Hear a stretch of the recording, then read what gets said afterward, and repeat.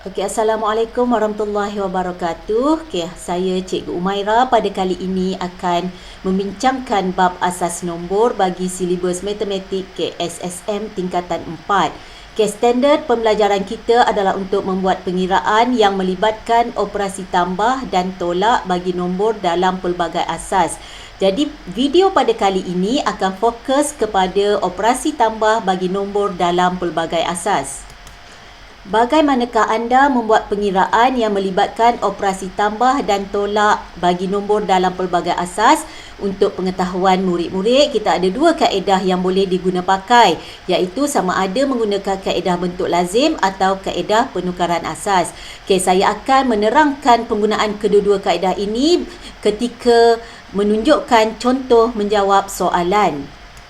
Kita lihat contoh 10. Hitung nilai bagi setiap yang berikut, iaitu 110 asas 2 tambah 111 asas 2.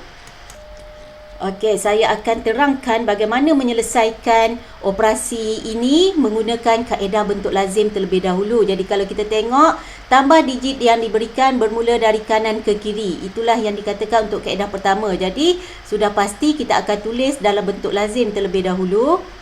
Okey. Kita telah didedahkan bentuk lazim ini ketika sekolah rendah lagi. Cuma kita jangan lupa ini adalah asas 2. Kita tulis asasnya di sebelahnya. Okey. Kita tulis dalam bentuk lazim dan kita akan tambah bermula dari kanan ke kiri. Sama macam kita belajar sebelum ni. Kanan ke kiri iaitu daripada belakang ni. Jadi kita akan selesaikan yang pertama. Kalau kita tengok langkah kita tadi yang kedua, hasil tambah digit dalam asas 10 ditukar kepada asas yang diberikan untuk ditulis di ruang jawapan. Bermakna kita buat dalam asas 10 dahulu. Okey. Jadi kita tengok kat sini. Untuk yang pertama, kita selesaikan dalam asas 10. 0 tambah 1. Kita ada 1 asas 10. 1 asas 10 adalah 1 asas 2. Jadi kita mesti tulis mengikut asasnya, iaitu asas 2. Jadi kita tulis 1 di sini. Okey, murid-murid tulis 1. Okey, kita dah selesai yang tu, kita buat pula yang kedua. Okey, yang kedua kita ada 1 tambah 1. Kita selesai dalam asas 10 dulu. Kita tahu kita dapat 2. Okey, 2 asas 10. Okey, berapa pula dalam asas 2? Okey, 2 asas 10. Kalau murid-murid rasa keliru, tak reti, tak ingat, kita gunalah kaedah pembahagian asas yang kita belajar. Iaitu, kita boleh daripada asas 10, kalau kita nak tukar kepada asas yang kita nak tukar asas 2, kita bahagi 2. Okey, dan di sebelahnya kita tulis ruangan baki. Okey, jadi 2 bahagi 2, kita dapat 1. Okey, bakinya sifar. Selagi belum sifar di sini, kita kena ulang. 1 bahagi 2. Kita akan dapat sifar, bakinya 1. Jadi bila dah sifar, kita dah selesai, kita ambil jawapan daripada bawah ke atas. Jadi kita dapat 1 sifar asas 2. Jadi murid-murid tak perlu risau macam mana nak tukar sebab kita dah belajar. Okey, bila 1 sifar asas 2, kita letak sifar di sini. Macam kita buat sebelum ni, 1 kita bawa ke atas. Okey, sekarang kita akan selesaikan yang ni pula.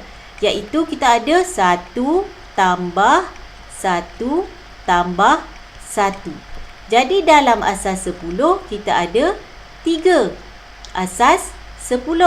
Okey, katakan pelajar murid masih lagi tak tahu nak selesaikan. Okey, cikgu tunjuk lagi sekali ni. Okey. Jadi 3 asas 10 berapa dalam asas 2? Okey, 3 asas 10, bila kita nak jawapan dalam asas 2, kita perlu bahagi dengan asasnya iaitu 2. Okey, sekarang 3 bahagi 2, kita akan dapat, semua orang tahu 3 bagi 2, 1. Okey, 3 bagi 2, 1. Jadi 1/2, bakinya adalah 1. Okey, sekarang 1 belum selesai sebab belum sifar. Bahagi lagi 2, kita dapat sifar baki 1. Jadi di sini kita dapat, kalau 3 asas 10, kita dapat 1 asas 2. Jadi kita tulis jawapan di sini 1, 1. Jadi kita dah selesai menjawab soalan ini, iaitu 110 asas 2 tambah 111 asas 2. Okey, kita dapat hasil tadi iaitu 1101 asas 2. Kita tulis jawapan semula. Okey, Jadi cikgu harap murid-murid tahu bagaimana nak selesaikan soalan ini menggunakan kaedah yang pertama, iaitu kaedah bentuk lazim. Okey, sekarang cikgu tunjukkan pula bagaimana kalau kita nak selesaikan soalan yang sama tetapi menggunakan kaedah penukaran asas. Jadi kat sini, langkah 1, tukarkan nombor kepada asas 10 dan lakukan operasi tambah. Jadi langkah 1, kita nak tukarkan nombor ni satu persatu kepada asas 10. Jadi 110 asas 2 dalam asas 10. Untuk dapat, kita dah belajar sebelum ni, kita akan cerakinkan dahulu. Disebabkan asas 2 darab 2 tambah 1 darab 2 tambah sifar darab 2. So daripada belakang kita letak kuasanya kosong, 1, 2. Okey, di sini murid-murid boleh terus tekan kalkulator. Okey, tekan sahaja seperti biasa. Okey, so kita masukkan 1 darab 2 kuasa 2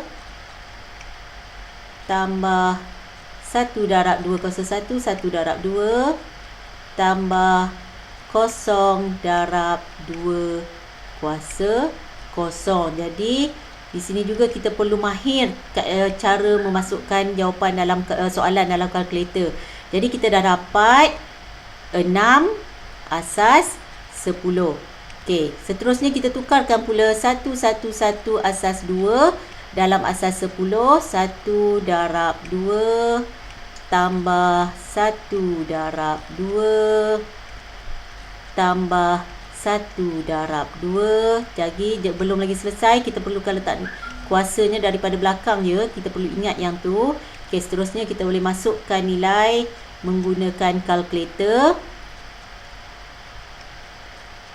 Okey. So 1 darab 2 kuasa 2. Seterusnya tambah 1 darab 2 kuasa 1, 1 darab 2 tambah 1 darab 2 kuasa sifar. Okey. Kita dapat di sini 7. Jadi kita letakkan di sini bersamaan dengan 7.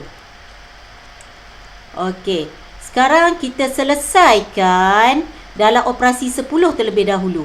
Operasi tambah ini. Jadi 6 asas 10 tambah 7 asas 10.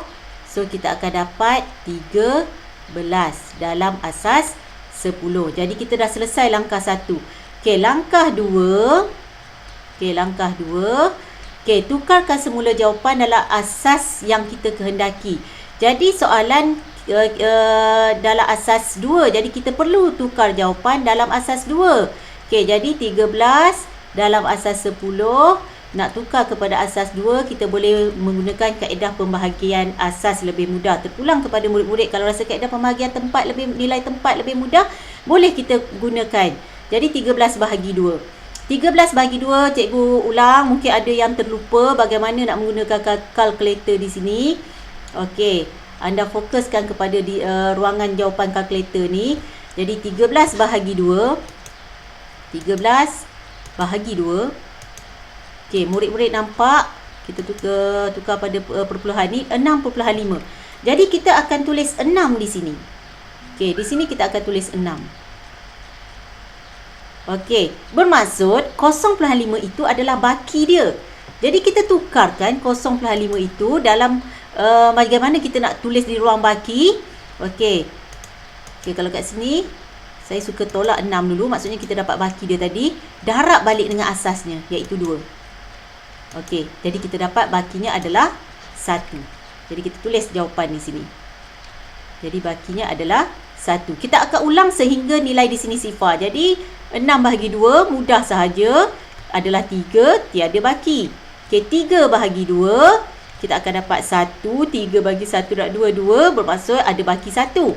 1 bahagi 2, kita akan dapat sifar. Jadi bila dah sifar, barulah kita selesai. Jadi bakinya adalah 1. Okey, sama seperti yang kita belajar, cara menulis jawapan mestilah mengambil kira daripada bawah ke atas. Jadi kita dah dapat jawapan untuk soalan ini, iaitu 1101 asas 2. Jadi cikgu harap murid-murid faham bagaimana pula untuk menyelesaikan menggunakan kaedah penukaran asas. Anda boleh pilih kaedah mana yang lebih sesuai dengan diri anda.